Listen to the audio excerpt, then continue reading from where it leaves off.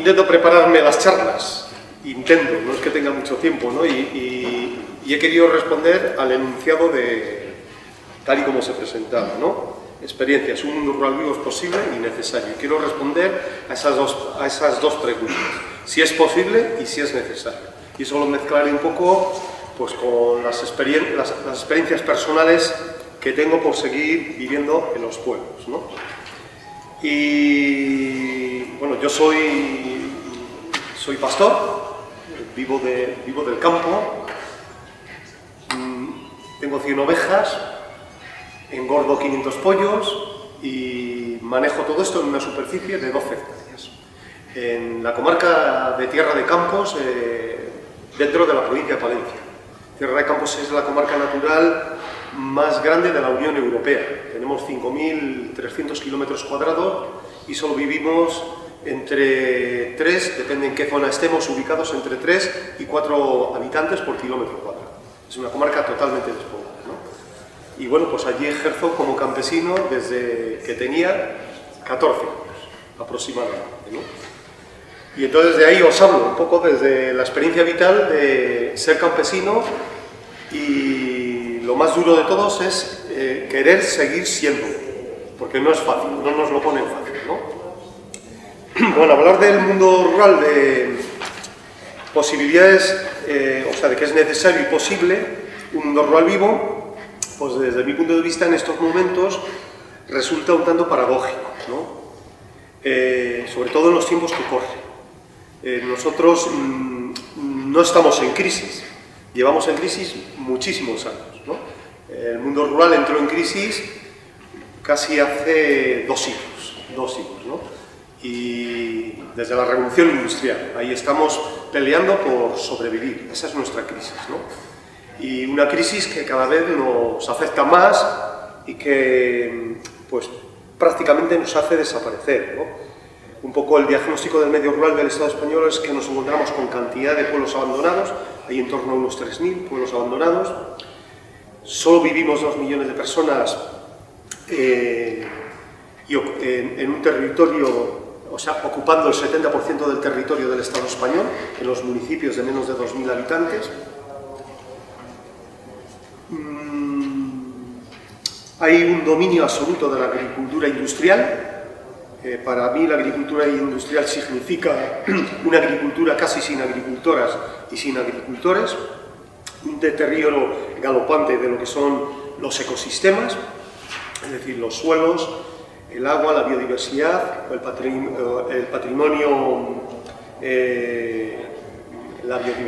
patrimonio agrogenético, ¿no? Como producto de la intensificación de la agricultura.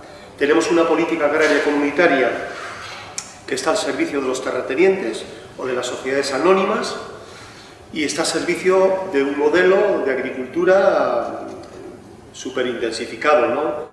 Los mercados, especialmente los mercados de los alimentos, existe un control abusivo por parte del agronegocio y estamos metidos de lleno en un proceso de privatización de los bienes comunes. Nosotros entendemos como bienes comunes el agua, creemos que es un bien común, las semillas, que tiene que ser otro bien común, la tierra, que tiene que ser otro bien común, los montes, los bosques.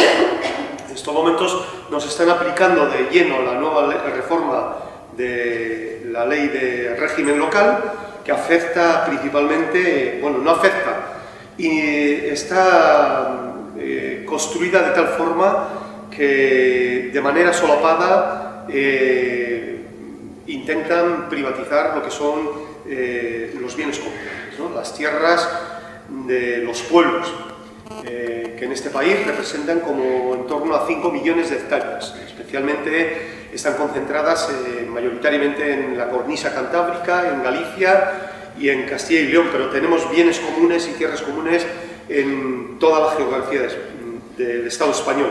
5 millones de hectáreas son muchos millones de hectáreas para facilitar el acceso a la tierra a la gente que quiere volver al campo. Esto es un poco el panorama, es un panorama desolador, ¿no? Y entonces hablar aquí de un mundo rural vivo a partir de este diagnóstico, pues es muy difícil y muy complicado, ¿no? Es difícil y complicado. Bueno, hecho el diagnóstico de la realidad, yo voy a intentar contestaros a las dos afirmaciones que se enuncian en el título de la charla, ¿no? Y voy a invertir el orden. En la charla hablábamos de un mundo rural vivo, es posible y necesario. Voy a empezar por es necesario y después vamos a ver si es posible, ¿no? Yo digo que es necesario. Soy un convencido, durante toda mi vida he estado peleando por un mundo rural vivo y ya creo que por los años que tengo voy a seguir haciéndolo, ¿no? Porque no sé hacer otra cosa que pelear porque los pueblos tengan vida. Es más, yo y con la gente que confluyo, que ahora hablaremos, en los movimientos campesinos en los que participamos, no podemos visualizar, no podemos ver el futuro de la humanidad con los pueblos abandonados y los pueblos cerrados, sin agriculturas y sin agricultores. Creemos que no va a haber futuro, ¿no? Entonces, o esto se reconvierte y se produce el cambio hacia el campo, o si no lo tenemos crudo, ¿no? Como seres humanos en el planeta Tierra, que yo creo que vamos a ser las verdaderas víctimas de un modelo de desarrollo que está aniquilando todo, ¿no? Y ojalá seamos nosotros, porque somos nosotros los que hemos generado el problema, ¿no? El ser humano, ¿no? El resto de las especies de la cadena no han hecho nada, somos nosotros tenemos la responsabilidad. Bueno, pues digo que es necesario, y para mí hay 7 razones fundamentales por lo que es necesario un mundo rural vivo. La primera razón es, entiendo que urge recuperar el equilibrio entre población y territorio. Y no solo estoy hablando del Estado español, estoy hablando a escala global, ¿no? Ahora cuando veníamos para acá, pues fijaros, hemos pasado en 2 horas de una comarca donde allí no hay nadie, nuestros pueblos están vacíos. De repente, cuando hemos llegado a Villalba, nos volvíamos locos, ya no sabíamos por dónde tirar. Entonces hay un problema gordo, hay un problema de territorios totalmente abandonados, con la pirámide demográfica invertida totalmente, y territorios, y más que territorios, grandes ciudades supermasificadas, ¿no? Donde hay mucha gente que lo está pasando mal. Unos porque viven en territorios con mucha gente y con muy pocas posibilidades de empleo y de desarrollo y de futuro, y otros porque estamos solos. La soledad es un problema grandísimo, ¿no? Es más, cuando falta el actor más importante de ese territorio, que es el ser humano, pues no hay futuro, ¿no? Entonces yo creo que un reto importante es ese, cómo recuperar ese equilibrio, y además urge para abordar las dos problemáticas, la masificación y el abandono. Hay que reequilibrar, ¿no? Otra razón es que el ser humano, yo creo que debe estar cada vez, tiene que estar cerca de donde se produce lo básico para poder vivir. Y creo que el gran problema del modelo de desarrollo que hemos construido a partir de la industrialización, la modernización, todas estas etapas, ¿no? Pues ha sido precisamente el que nos hemos alejado de donde está lo básico. ¿Y cuál es lo básico? Pues lo básico son muy pocas cosas. El agua, el aire, que fijaros que lleváis aquí en Madrid, ¿no? Según los datos de Ecologistas en Acción, el agua, el aire, la comida y el hábitat. Una casita para donde poder cobijarte, ¿no? Trasladar todos los días los alimentos a los 4 millones de madrileños y madrileñas tiene más costes energéticos que producirlos. Todo por la sinrazón de no estar cerca de donde se produce. Es una sinrazón y es una locura. Entonces es un reto fundamental y para abordar la necesidad de un mundo rural vivo, ¿no? Otra razón es reducir los costes energéticos, ¿no? Con modelos de desarrollo más locales, ¿no? Y más sustentables. Personalmente, esto yo igual es que me emociono mucho con la defensa de un mundo rural vivo y meto la pata, seguro que meto la pata, ¿no? Pero también le he dado muchas vueltas a esto, ¿no? Yo le he dado muchas vueltas y he leído cosas, intento leer mientras cuido las ovejas, ¿no?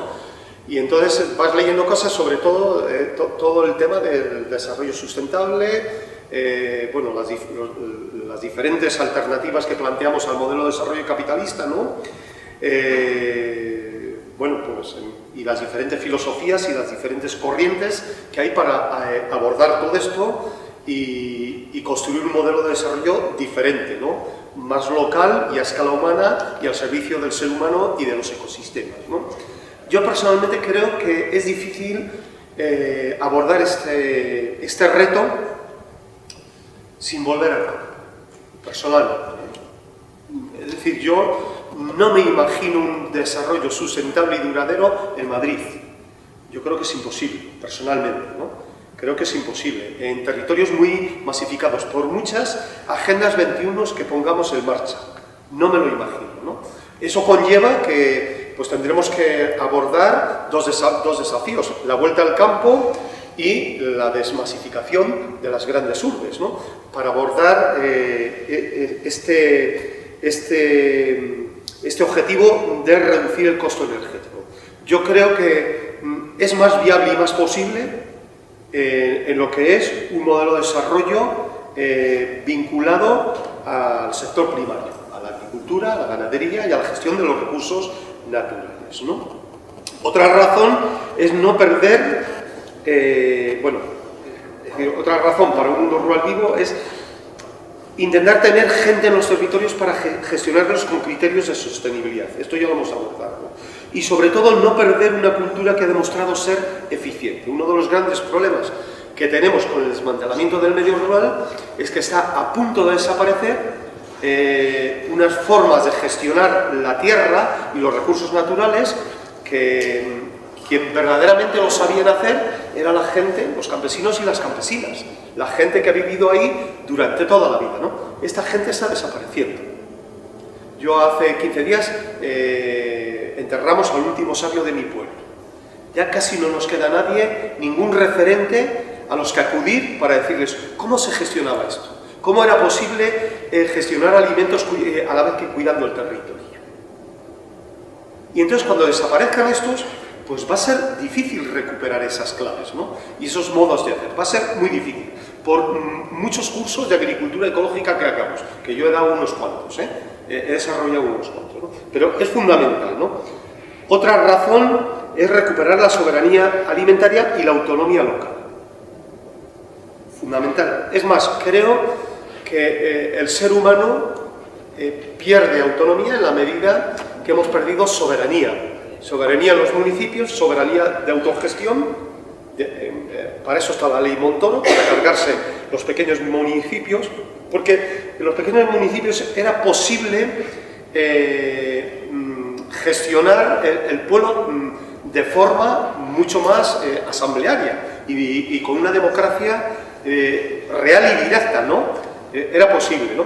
Desmantelándoles, así ya nos olvidamos de que eso es posible hacerlo, ¿no? Y que eso es viable, ¿no? Pues en la medida que hemos perdido autonomía y soberanía alimentaria, en la medida que, aunque seamos productores de alimentos, compramos nuestra comida en Carrefour, estamos perdidos, ¿no? Entonces urge recuperar todo esto. Es otra razón. Otra razón, la penúltima, es reencontrarnos con la madre tierra. Yo creo que necesitamos volver al lugar de donde nunca tuvimos que salir. Es urgente. El ser humano necesita ese reencuentro, ¿no? Y si no somos capaces de que ese reencuentro se consiga, pues yo el futuro le veo complicado, ¿no? Es fundamental ese reencuentro. Y la última razón, yo creo que quizá sea la vuelta al campo y volver a una economía local y rural y campesina sea una de las pocas alternativas que nos queda para abordar los grandes problemas que tiene la aldea global. Sobre todo, tres problemas. La crisis alimentaria, donde hay 1.000 millones de seres humanos pasando hambre en un mundo donde sobran alimentos y se canalizan a través de los bancos de alimentos para que los alimentos que tienen que tirar a las grandes superficies les desgraven Hacienda y además les quitan el trabajo de eliminarles, ¿no? Bueno, pues la crisis alimentaria, sobran alimentos y sobran alimentos con prácticas agrícolas que no deterioren el medio ambiente, no con prácticas superintensivas. La crisis energética y la crisis climática. Yo creo que estas tres grandes crisis, para abordarlas, pasan por esa vuelta al campo y por ese reencuentro con la naturaleza. Y aquí el medio rural y lo que han sido las culturas del medio rural, en plural, que no quiere decir que sean perfectas, ni mucho menos, tienen mucho que aportar, tienen muchísimo que aportar. Bueno, son 7 razones para demostrar que es necesario un mundo rural. Ahora, todo esto es posible. Fijaros con el diagnóstico que hice anteriormente, es posible.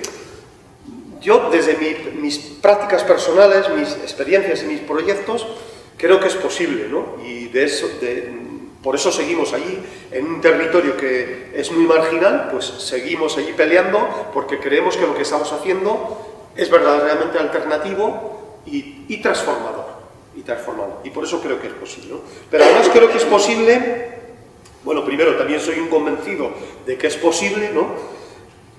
Y creo que es posible porque millones de campesinos y campesinas lo ponen en práctica o lo anhelan, el querer seguir siendo campesinos y campesinas todos los días, ¿no? En la sociedad donde vivimos se inventaron la película economistas, sociólogos, políticos,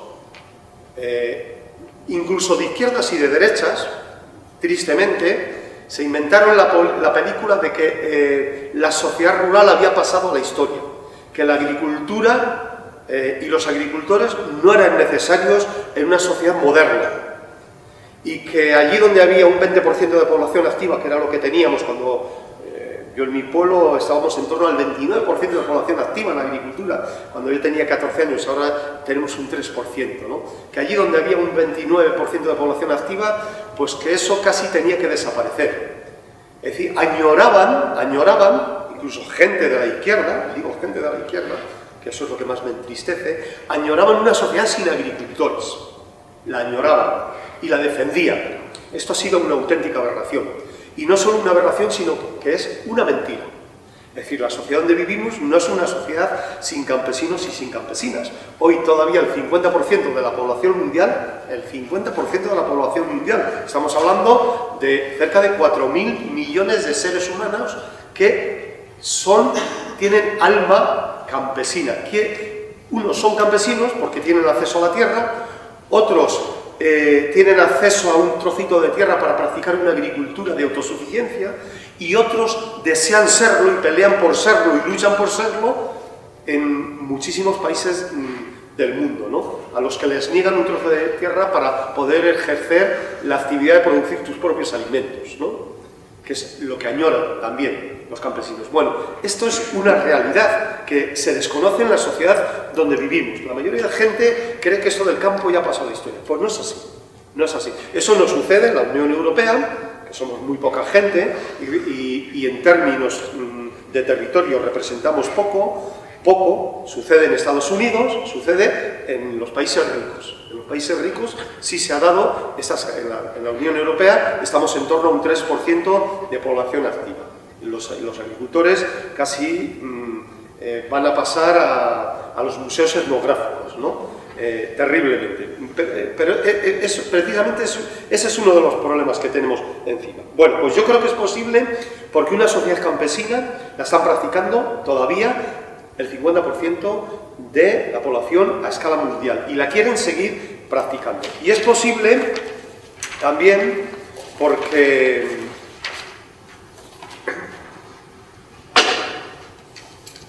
entre otras cosas porque hay todo un movimiento a escala planetaria que estamos organizados y estamos defendiendo la alternativa campesina como propuesta, ¿no? Es la gente que estamos articulados en torno al movimiento de la vía campesina. El movimiento de la vía campesina articula y representa a más de 120 organizaciones de todas las regiones del mundo que representan, bueno, se articulan en torno a más de 100 millones de campesinos y campesinas, pequeños campesinos y pequeñas campesinas, y campesinos sin tierra, ¿no? Y que estamos abordando la construcción de una alternativa diferente, donde para nosotros hay un elemento fundamental en la propuesta que hacemos de futuro, y es que no puede haber un mundo rural vivo y desarrollo rural sin agriculturas y sin campesinos y sin campesinas. Para nosotros eso es fundamental. Y cuando hablo sin agriculturas, lo digo intencionadamente en plural, porque precisamente la propuesta nuestra frente a un modelo superintensivo que solo piensa que solo maneja como 9 cultivos y 20 especies con las que pretenden alimentar a la población mundial, el modelo en manos de las multinacionales. Frente a eso nosotros defendemos la diversidad de agriculturas que el ser humano, y especialmente los campesinos y las campesinas, han construido a lo largo de la historia en todos los territorios del planeta Tierra, ¿no? Para nosotros este modelo pasa porque la agricultura recupere el valor de la ética, que esté por encima de un mero negocio, que es lo que nos han vendido desde la Unión Europea. Pasa por el compromiso de cuidar la tierra, los animales, los ríos, las semillas, los ecosistemas, a la vez que producimos alimentos para la gente. No queremos producir alimentos para los mercados controlados por el agronegocio, queremos alimentar a la gente, queremos alimentar al mundo.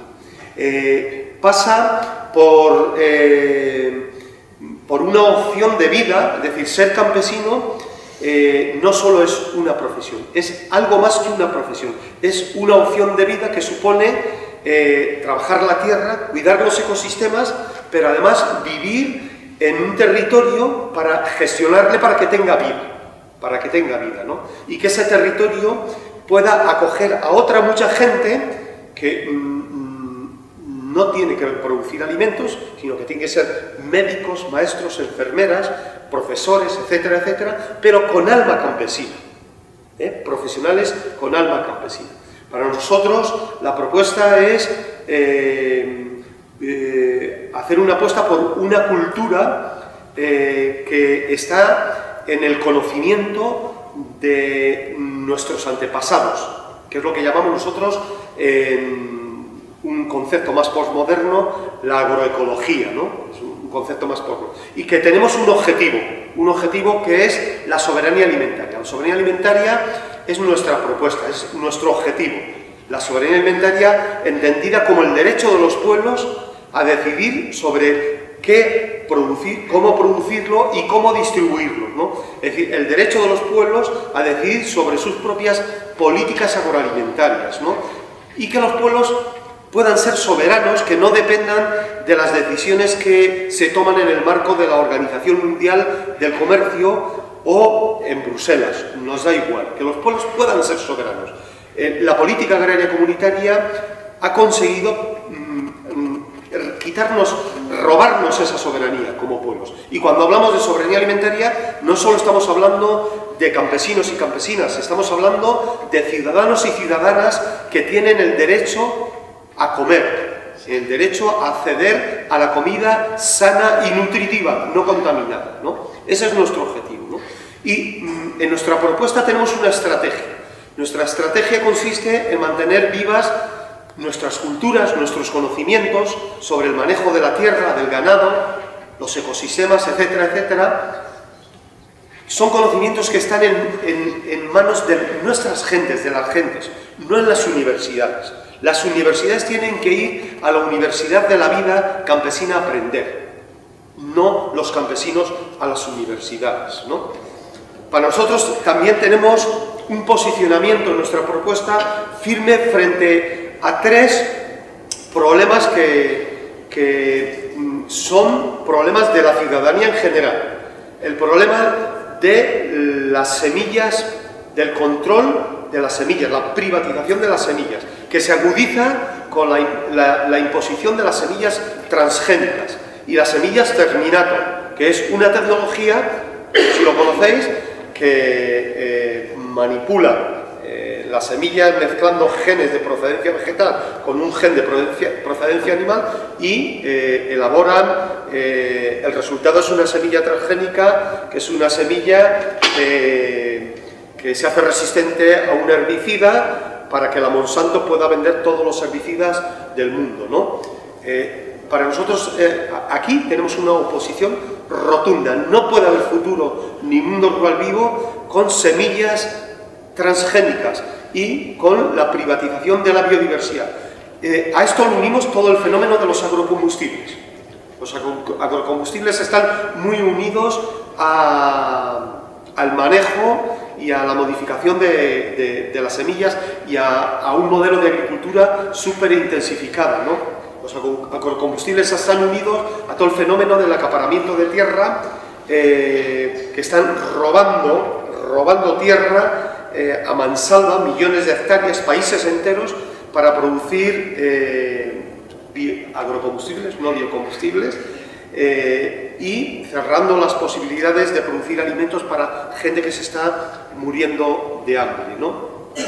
Y por supuesto estamos en contra de todo el fenómeno de privatización de tierra, que no es un fenómeno solo de los países del tercer mundo, sino que se está desarrollando también aquí, en el Estado español, en toda la Unión Europea. Sabéis que las ayudas que dan a los agricultores en la Unión Europea, lo que se llaman las ayudas de la PAC, que a todo el mundo les suena, aunque no sea agricultor, se distribuyen en proporción al número de hectáreas que cultivas, ¿no? Entonces, hasta hace unos años, los mayores perceptores de las ayudas eran la condesa, la duquesa de Alba, es duquesa, ¿no?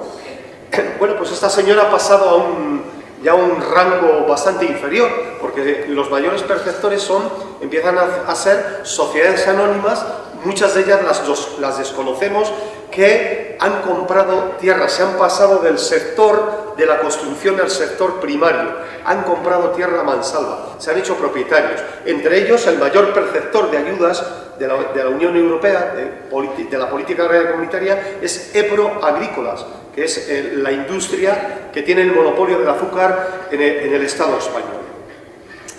Siempre decimos que en nuestra propuesta solo tenemos un enemigo, que es el neoliberalismo.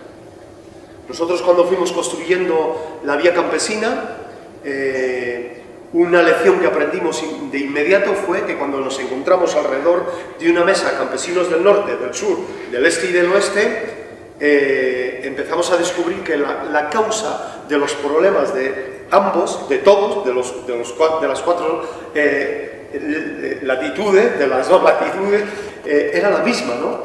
La causa era el modelo neoliberal, que nos está volviendo locos a todos, al ser humano, ¿no? Y que está metiendo en un callejón sin salida a la humanidad, ¿no? Para nosotros el enemigo es el modelo, y es el modelo el que tenemos que cambiar, ¿no? Y eso pasa por construir frente al modelo neoliberal y frente al modelo de agricultura que fomenta el modelo neoliberal, que es un modelo que está en manos de las multinacionales. Nosotros tenemos que construir otros modelos, lo que llamamos la agricultura campesina y local, que está muy vinculado a lo que venían haciendo nuestros antepasados, ¿no? Y bueno, para nosotros la propuesta la definimos como nuestra propuesta es la vía campesina. La vía campesina tiene una doble lectura. Incluso cuando le colocamos el nombre al movimiento social, lo hicimos intencionadamente y le colocamos el artículo intencionadamente, la vía campesina. ¿Por qué? Pues sencillamente porque si algún día la vía campesina desaparece como movimiento social, cosa que no va a suceder, ¿no? Es más, Chomsky, el lingüista norteamericano, a unos compañeros nuestros que fueron a hacerle un vídeo hace 2 años, le preguntaron, ¿conoce usted el movimiento de la vía campesina? Y no solo le conozco, sino creo que es la única internacional que hemos tenido, ¿no? Dice, las otras 2 internacionales eran un invento de los blancos. La vía campesina es una verdadera internacional porque representa todo el colorido que hay en el planeta Tierra, ¿no? Los blancos, los negros, y eso es la vía campesina, ¿no? Bueno, pues si algún día desaparecemos, nosotros decimos que la propuesta es la vía campesina, ¿no? No es la agricultura industrial, no es unos pueblos sin agricultores y sin agricultoras, no es unos pueblos con ¿cómo les llaman? Para montar todas las industrias, con polígonos industriales fantasmas, ¿no? No, es la vía campesina, es volver a la tierra, es reencontrarnos, esa es la vía campesina, ¿no? Bueno, ¿qué pasos podemos ir dando para construir todo esto, ¿no?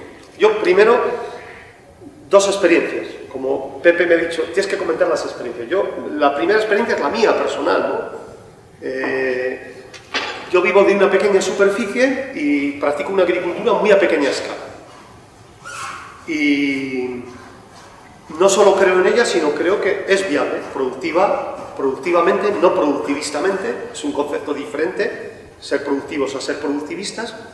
La agricultura productivista era la que ejercían nuestros antepasados, que es la que es meter un grano en la tierra y que nazca una semilla, una espiga, ¿no? Y se ha multiplicado. Entonces eso es un acto productivo.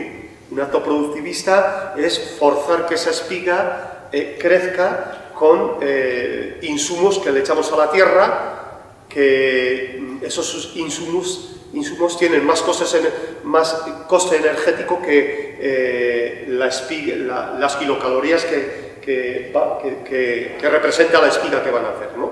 Entonces por eso nuestro modelo, bueno, pues yo practico esto todos los días, lo defiendo y porque creo que es viable, ¿no? Y creo que hay toda una red de gente que lo está practicando en todo el Estado español. Cada vez hay más gente, agricultores que abandonamos lo que es la agricultura verde, la revolución verde, la agricultura moderna y nos pasamos al modelo campesino, o gente que vuelve al campo, toda una red, que después os traigo ahí un documentillo que os voy a entregar bastante interesante, toda una red de gente que vuelve al campo a hacer este tipo de prácticas, ¿no? Y va creciendo. Esto es imparable, esto ya no para, ¿no?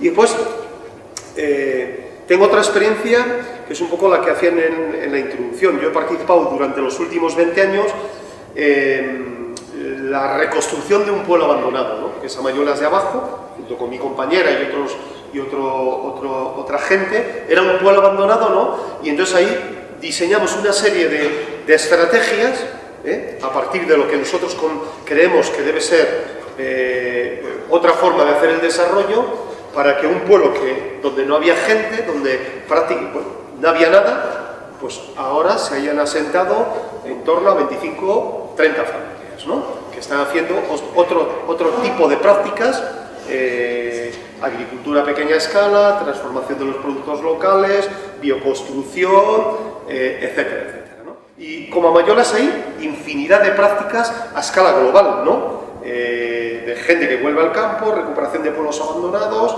territorios abandonados, fincas abandonadas. Hay todo un movimiento a escala global que está haciendo todo esto y donde la economía solidaria juega un papel fundamental. Es más, yo creo que la economía campesina, una economía productiva, local, etcétera, etcétera, creo que tiene mucho que ver con la economía solidaria y con la economía alternativa. Diría más, el movimiento de la economía alternativa no va a ser completo como movimiento si no aterriza en el campo, si no conecta con lo campesino, porque además en lo campesino, en la cultura campesina, aprenderíamos mucho de lo que era la gestión de los recursos de un territorio, ¿no? Y donde se hacían prácticas muy interesantes, ¿no? De trueques, de intercambios, muy relacionado con lo que tú estás planteando en tu libro, Julio, ¿no? Bueno, esas son dos experiencias que podía estar otro par de horas hablando de las dos experiencias, ¿no? Pero aparte de eso, yo creo que podemos ir dando diferentes pasos, ¿no? Como ciudadanos. Es decir, y ciudadanas. La responsabilidad de construir un mundo rural vivo no es una responsabilidad solo de los pocos que vivimos allí, de esos 2 millones de personas que no representamos a nada. Es una responsabilidad de la sociedad, porque una sociedad con los pueblos abandonados no tiene futuro, como decía al principio, ¿no? Bueno, pues yo creo que como ciudadanos y ciudadanas podemos iniciar procesos de ir desaprendiendo los valores impuestos por la sociedad actual, por esta sociedad de consumo, que son los opuestos a una sociedad campesina. Son totalmente opuestos, ¿no? Por eso nosotros, cuando venimos a territorios masificados como Villalba, pues estamos descolocados, ¿no? Nos descolocamos, no sabemos por dónde ir, ¿no? Hay que hacer todo un esfuerzo de desaprender, pero no solo los urbanos, también los rurales. Es decir, el que tú vivas en un pueblo no quiere decir que actúes como un campesino, ¿no? No quiere decir, actúas como un urbano. Es decir, nuestras gentes están metidos en la misma dinámica del consumismo y del productivismo y del crecimiento ilimitado, etcétera, etcétera, que lo que es la cultura más urbana, ¿no? Yo creo que eso sería, es algo que además lo está haciendo mucha gente, ¿no? Y incluso hay una corriente de gente que plantea ese tema, desaprender lo que hemos aprendido, ¿no? Durante estos dos últimos siglos. Y para desaprender yo creo que podemos hacer también algo muy importante, que es aprender con las gentes con alma campesina. Con alma campesina, ¿no? Tenemos 3 plataformas, dos plataformas, en las que nosotros participamos. 3 plataformas, os voy a comentar, en las que nosotros estamos participando. Nosotros hacemos parte de una red que se llamamos Universidad Rural Paulo Freire. Es una red pequeñita, que el proyecto ha consistido en investigar qué gente nos quedaba en los territorios rurales que mantuvieran viva la cultura campesina, ¿no? Y investigar, conectar con ellos y cómo hacer de un campesino y una campesina un educador y una educadora de una universidad. De tal forma que el que enseñe a hacer agricultura ecológica sea un campesino, no un agrónomo. Un agrónomo que aprendí que, bueno, primero es que en las escuelas de agronomía no enseñan agricultura ecológica todavía. Pues hay muchos agrónomos que son los que dan las clases de agricultura ecológica, ¿no? Bueno, pues que sea un campesino, ¿no? Es una red que está funcionando en 13, 14 comarcas del Estado español, muy pequeñita porque somos muy poca gente y con muy pocos recursos. Pero para nosotros lo importante es el espíritu de esta red, porque a partir de ella han surgido otro montón de redes que lo están haciendo, ¿no? Desde otras plataformas. Rescatar el conocimiento, que no se pierda, ponerlo en valor, situarlo en el mundo de hoy. Cómo situarlo, ¿no? Para que ese conocimiento sirva para abordar los problemas de los que antes planteábamos. Hay otra red, que mi compañera participa más de ella, que está haciendo un trabajo de formación para emprendedores en el medio rural, gente que quiere ir al medio rural o está en el medio rural y tiene que emprender, ¿no? Tiene que emprender proyectos, iniciativas, tiene mucho que ver con lo que estáis haciendo aquí. Y entonces ahí hacen un plan de formación durante un año con un grupo pequeñito de gente para facilitar esos procesos. Y después nosotros tenemos otra red desde Plataforma Rural, no sé si sabéis qué es esto de Plataforma Rural, otra red, lo que llamamos la Escuela de Acción Campesina. Es una red donde hemos empezado el otro año, donde formamos a un grupo de 15, 20 personas que les formamos para que sean activistas y campesinos. Es decir, para que sea gente que dinamice desde las diferentes plataformas que tenemos en el territorio rural lo que es la propuesta campesina, ¿no? Y un mundo rural. Es otra. Y yo personalmente quiero iniciar una experiencia de de acoger todos los años a 1 o 2 personas en mi finca para que estén conmigo durante un año aprendiendo a ser campesino también.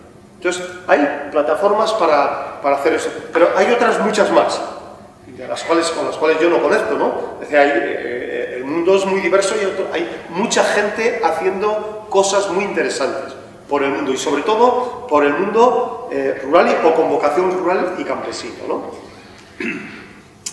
Después, yo creo que estos procesos de la vuelta al campo, pues necesitamos abordar 3 desafíos. El primer desafío es cómo creamos puentes entre la gente que estamos y la gente que queréis venir o quieren venir. Esto verdaderamente es un problema gordo. Hay una comunidad rural poco receptiva, poco dispuesta a acoger a la gente que quiere venir. Y a la inversa, hay mucha gente que quiere ir que ignora a la comunidad que lleva allí toda la vida. Y son 2 problemas, es una bomba de relojería, ¿no? Es decir, no se puede ir a un territorio obviando a la gente que lleva allí viviendo toda la vida, ¿no? Primero porque de ellos vas a aprender lo fundamental para poder manejarte en ese territorio y poder vivir en un pueblo, ¿no? Y segundo, por respeto, ¿no? Pero el otro problema es cómo yo tengo que acoger, es necesario acoger. Si queremos abordar la vuelta al campo, recuperar los desequilibrios que tenemos entre población y territorio, no nos queda más remedio que aprender a acoger. Y mira que éramos gente acogedora, los rurales. Los mejores chorizos y los mejores jamones siempre les guardábamos para la gente de la ciudad cuando iban de vacaciones. Pues cada vez, porque estamos mediatizados por la cultura dominante, la cultura del sistema, pues somos más individualistas y menos acogedores, ¿no? Bebemos de las mismas fuentes, da igual que seamos rurales que urbanos, ¿no? Entonces ese es otro desafío. Y bueno, pues otro desafío es cómo ir conectando con comunidades, pueblos que sí están dispuestos a acoger a gente, que los hay, ¿no? Bueno,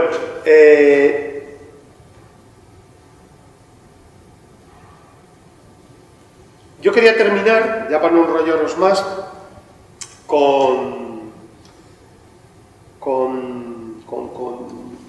no sé si... ¿Cómo ando de tiempo? ¿Qué dice la asamblea? Es que tengo varias cosas, pero... ¿Ando bien de tiempo? Date prisa. No, pero ¿cuánto? Tú dime. ¿A qué hora cerráis? Venga, dale rápido.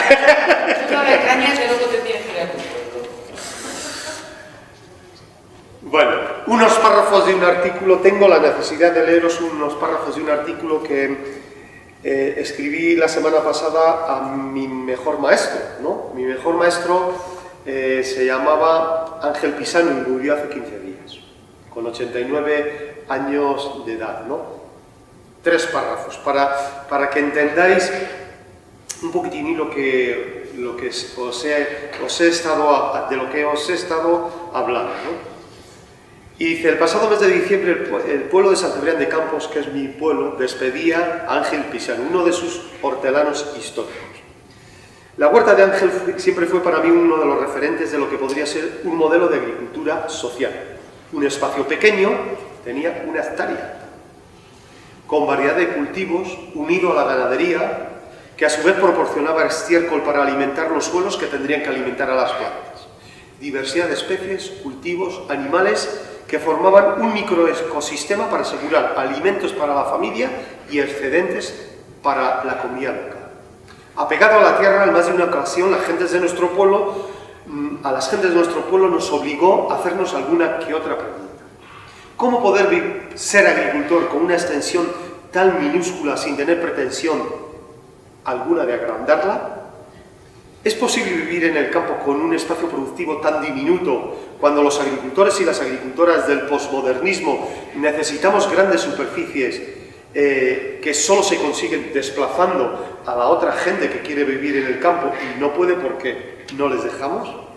El hecho práctico es que Ángel, mi maestro, lo hizo realidad. Ángel hizo realidad poder vivir y trabajar la tierra desde otras lógicas, menos agresivas, menos acaparadoras, menos competitivas, produciendo alimentos de calidad a la vez que cuidaba la fertilidad de los suelos. Ángel lo consiguió. Fue un auténtico sabio en la gestión de la tierra de forma artesanal, en el manejo de las semillas autóctonas, multiplicándolas y mejorándolas. ¿A dónde llego? Multiplicándolas.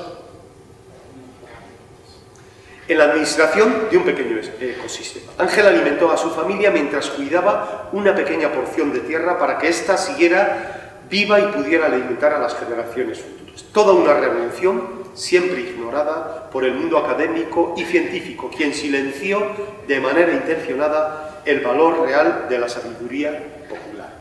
Estos dos párrafos quería leerlos, ¿no? ¿Cuántos de los que estáis aquí bebéis vino? El 90%. ¿Y cuántos habéis detectado las erratas ortográficas del anuncio?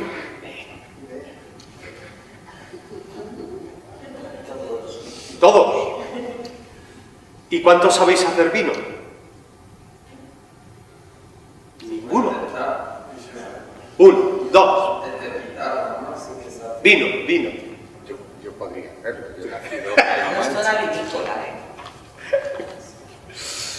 Bueno, pues el drama del mundo rural que os he hablado se empezó a percibir cuando ciertas fuerzas socioeconómicas impusieron la idea de que los que sabían hacer buen vino, los hombres y las mujeres del campo, no valían para nada.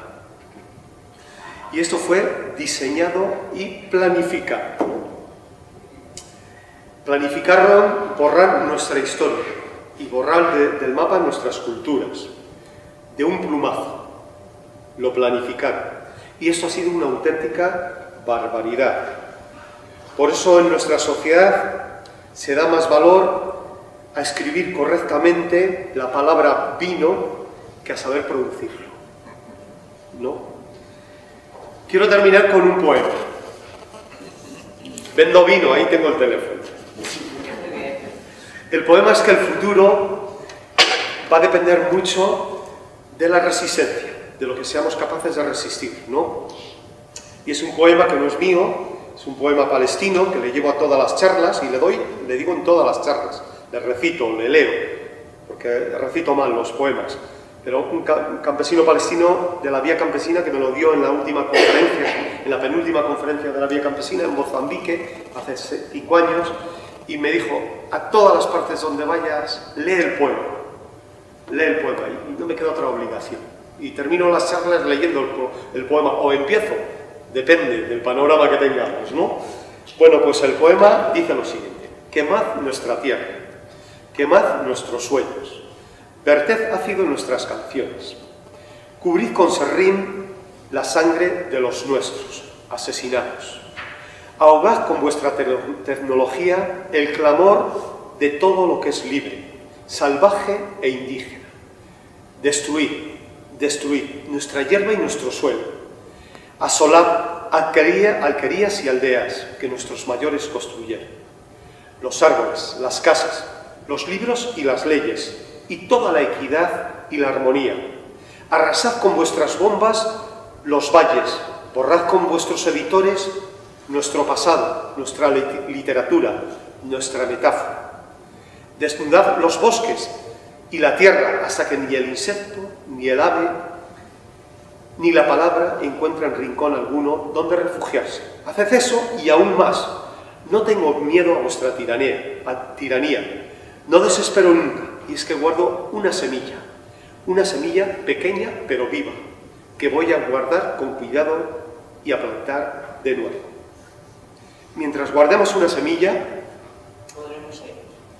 podremos vivir y podremos mantener la esperanza de un mundo rural. Y es que yo os he traído una semilla. Ahí tengo una semilla. Pasa acá.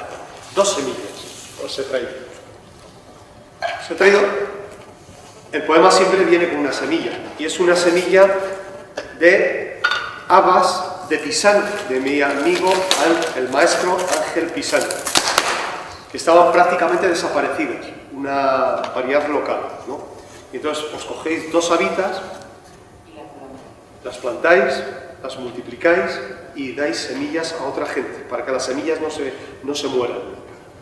Entonces, mientras hagáis eso, el futuro del planeta estará más o menos salvado. Y después os traigo otra semilla. Esta es en la revista Soberanía Alimentaria, Biodiversidad y Culturas. No sé si la conocéis. Es una revista que editamos Vía Campesina, Grain y Plataforma Rural, y COAG. Y la editamos una vez al trimestre y, bueno, pues está llena de contenidos, sobre todo contenidos con mensaje positivo, de que es posible ser soberanos alimentariamente y es posible volver al campo y vivir en el campo, no del campo, en el campo, ¿no? Y en concreto el último número aborda el tema de volver al campo. Entonces la revista nos cuesta cada revista 2 euros. Pedimos la voluntad, se distribuye gratuitamente y el que no tenga dinero la puede coger cuando terminemos, ¿no? Pero si queréis colaborar con ella, pues os cogéis la semillita, que es gratis, en honor a Ángel Pisano, y la revista.